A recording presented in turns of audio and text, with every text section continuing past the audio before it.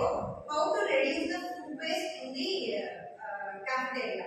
So for this, through the design thinking process, we can be able to identify different stages of the problem and then we are going to provide the solution. So what are the different stages in the design thinking to identify a problem? Anyone you can say. Yeah. What are the 5 stages in design thinking to identify a solution for a problem statement?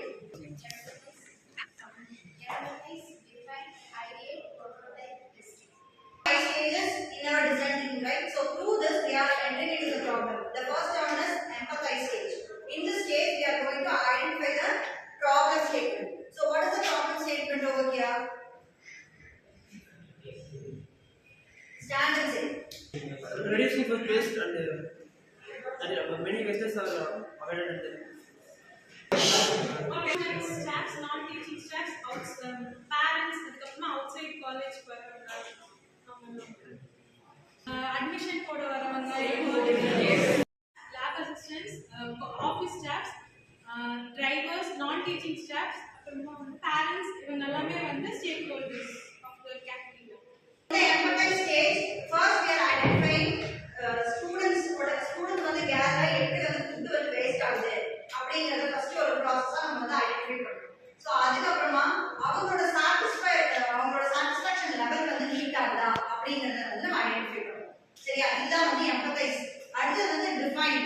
இந்த defining ஸ்டேஜ்ல நம்மளோட problem ஸ்டேட்மென்ட்டை எப்படி வந்து எலாபரேட்டா நம்ம வந்து கொண்டு போக முடியும்?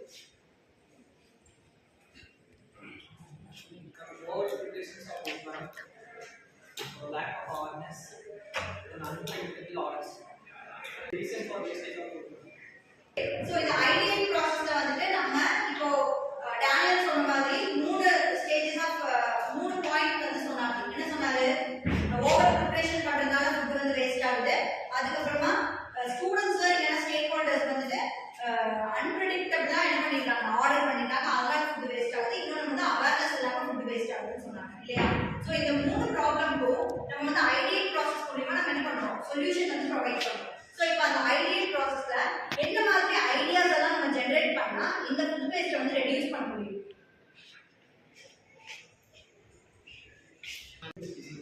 மேம் ப்ரீ ஆர்டர் கொடுக்கலாம், வந்து அவேர்னஸ் பண்ணலாம், கேம்பெயினுக்கு மேம் அப்புறம் ஸ்டேக் ஹோல்டர்ஸ் வந்து ஐடியா கொடுத்தா இந்த மாதிரி ஃபுட் வேஸ்ட் வந்து கம்மியாகும். அடுத்து வந்து நெக்ஸ்ட் ஸ்டேஜ் ஆஃப் ப்ராசஸ் வந்து ப்ரோட்டோடைப் அண்ட் டெஸ்டிங். சோ இந்த ப்ரோட்டோடைப்ஸ் இப்போ அபிஷேக் சொன்ன மாதிரி we have n number of solutions இல்லையா? பாசிபிள் சொல்யூஷன்ஸ் வந்து இருந்தாலும் ஆப் கிரியேட் பண்ணலாம். இந்த மாதிரி நம்ம வந்து கேம்பெயின்ஸ் கொடுக்கலாம், இல்ல நம்ம வந்து ஒரு ஃபீட்பேக் மெக்கானிசம் வந்து கொடுக்கலாம். அப்படின்னா இதை நம்ம வந்து ஒரு ப்ரோட்டோடைப்பா ஒரு கன்சிடர் பண்ணி அதுக்கான ரூல்ஸ் அண்ட் ரெகுலேஷன்ஸ் வச்சுட்டு அதுக்கப்புறம் அதை வந்து நம்ம டெஸ்ட் பண்ணணும். அப்படின்னா இந்த சாட்டிஸ்ஃபேக்ஷன் தான் நம்ம யார்கிட்ட இருந்து வாங்கணும்? நம்மளோட ஸ்டேக் ஹோல்டர்ஸ் கிட்ட இருந்து வாங்கணும் இல்லையா? சோ இந்த ப்ரோட்டோடைப் மெக்கானிசமை இம்ப்ளிமெண்ட் பண்ணணும் அப்படின்னா first we have to test it. So அதை டெஸ்ட் பண்றதுக்கு நம்மளோட கஃபெட்டேரியால என்ன வச்சிருக்கோம்?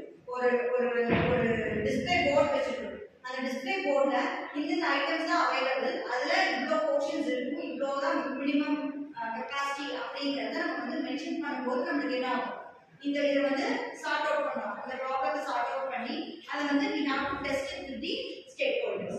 And then ஃபைனலா வந்து நம்ம வந்து இம்ப்ளிமெண்ட் பண்ண போறோம். சோ இம்ப்ளிமெண்டேஷன் அப்படிங்கும்போது நம்ம இதை வந்து யார்கிட்ட இம்ப்ளிமெண்ட் பண்ண போறோம்? நம்ம கிட்ட வர கஸ்டமர்ஸ் கிட்ட தான் இம்ப்ளிமெண்ட் பண்ண போறோம். சோ கஸ்டமர்ஸ் கிட்ட எப்படி இம்ப்ளிமெண்ட் பண்ணுவோம் அப்படின்னா சோ நம்ம கொடுக்குற ஃபுட் லெவல் வந்து அவங்களுக்கு மெஷரபிள் குவாண்டிட்டி வந்து கரெக்டா இருக்கா, அதுக்கேற்ற பிரைஸ் லெவல் வந்து மீட் அவுட் ஆகுதா, அதுக்கப்புறமா என்ன பண்ணலாம்?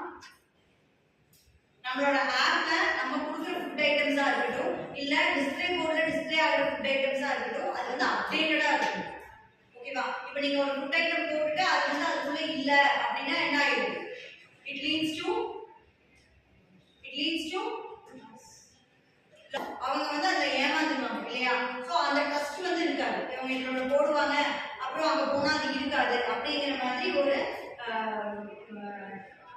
ஒரு பிலீவ்னஸ் வந்து இருக்காது. சோ அதை வந்து நீங்க வந்து கிரியேட் பண்ணணும். இப்போ ஒரு 10 ஐட்டம் இருக்கு, 2 ஐட்டம் வந்து தீர்ந்துச்சு அப்படின்னா ரிமைனிங் அந்த 8 ஐட்டம்ஸ் மட்டும் தான் அந்த போர்டுல இருக்கு. ஓகேவா? அதுல எவ்வளவு இருக்கு அப்படிங்கறதையும் நீங்க வந்து அந்த குவாண்டிட்டி வந்து மெஷர் பண்ணிட்டீங்க அப்படின்னா it will be more and more sufficient and it will be more and more comfortable to the stakeholders. இது வந்து ஒன்று.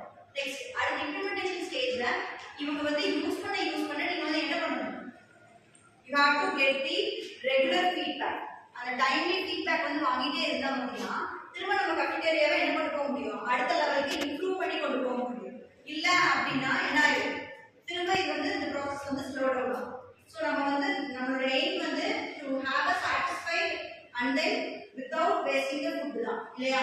ஸோ அப்போ வந்து நம்ம அந்த மாதிரி கொண்டு போகணும் அப்படின்னா நம்மளோட கஸ்டமரோட ஃபீட்பேக் வந்து ரொம்ப ஒரு இடத்துல ஒரு ஃபுட்டு வேஸ்ட் ஆகுது அப்படின்னா எதனால அப்படிங்கிற சொல்யூஷன் விட அவங்களோட எக்ஸ்பீரியன்ஸ் அவங்களோட சாட்டிஸ்ஃபேக்ஷன் லெவல் வந்து மீட் அவுட் ஆகுது அப்படின்னா அந்த இடத்துல ஃபுட்டு வந்து வேஸ்ட் ஆகுது. இப்போ நம்ம அன்னபூர்ணா போகிறோம், அங்கே ஃபுட்டு வேஸ்ட் ஆகுதா, எவ்வளோ பர்சன்டேஜ் ஆஃப் ஃபுட்டு வந்து வேஸ்ட் ஆகுது.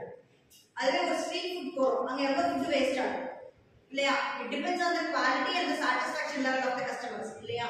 ஸோ அது மாதிரி நம்ம வந்து இந்த ப்ராப்ளம்